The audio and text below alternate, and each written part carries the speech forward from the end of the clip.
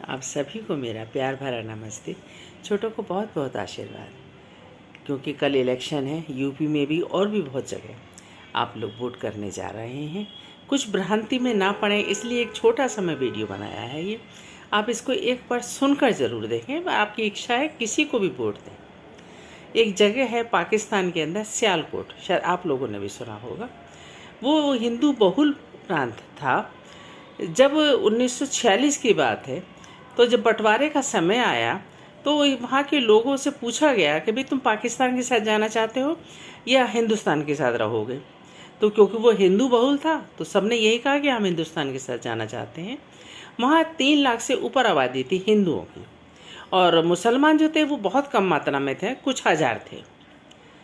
लेकिन फिर जब फैसला नहीं हो पा रहा था झगड़े का, तो यही हुआ कि इनमें मत का विभाजन करवाया जाता है कि दोनों की वोटिंग करवाई जाए और उसमें जिसका भी बहुमत आए उसको उस देश के साथ जोड़ दिया जाए।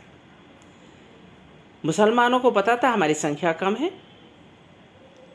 तो वो सुबह 7 बजे से उठ के लाइन में लगे और जब तक लगे रहे जब तक उनका वोट नहीं पड़ गया। पूरा पूरा दिन उन्होंने लाइन में निकाला।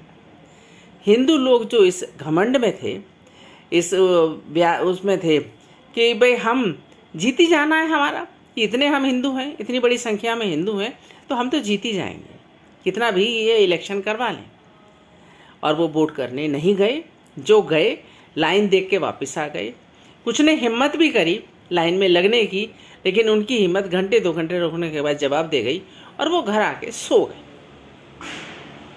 अगले दिन जब मतपेटी खोली गई तो उसमें वही होना था जो था हकीकत में, कि जिन्होंने वोट करे थे उन्हीं के पक्ष में रिजल्ट गया।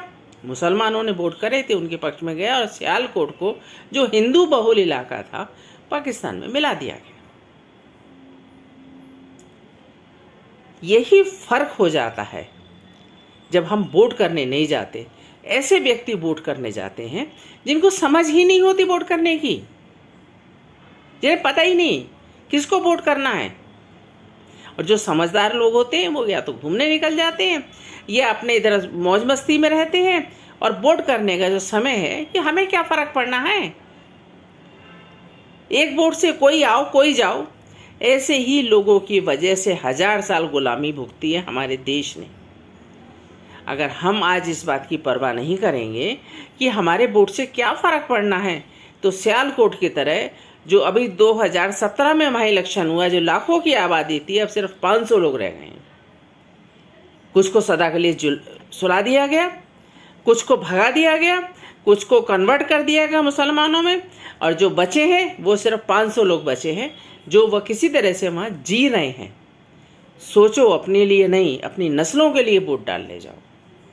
तुम्हें मोदी पसंद नहीं है, उसको डालो जो मोदी से अच्छा व्यक्ति है, जो मोदी का हित, जो हमारे देश का हित मोदी से अच्छा कर सकता हो। तुम्हें और हमारे जो आगे आने वाला जो समय है वो सुनहरी ला सकता हो, लेकिन वोट करने तो जाओ। एक आप सभी से मेरी हाथ जोड़ की अपील है कि आप वोट करने जरूर जाएं। जो भी मेरा इस वीडियो को देख रहे हैं, मैं आपकी अपनी सुमन गुप्ता, एक बार मेरी बात पर विचार जरूर करना। ओम शांति।